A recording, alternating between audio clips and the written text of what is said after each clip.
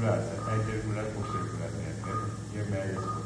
त्यसको मुनतिर जुन चाहिँ हामीलाई चाहिँ म्यारेज छ, यो चाहिँ तिम्रो प्रोसेस कपेर गर्छु है। ओके, त्यसपछि यता साइनस तिनवटा एरिया यता हुन्छ होइन। कर्डा यो हो, फेसियल नर्भ यो दुईवटा कनेक्सन कर्ड फेसियल एङ्गल भयो।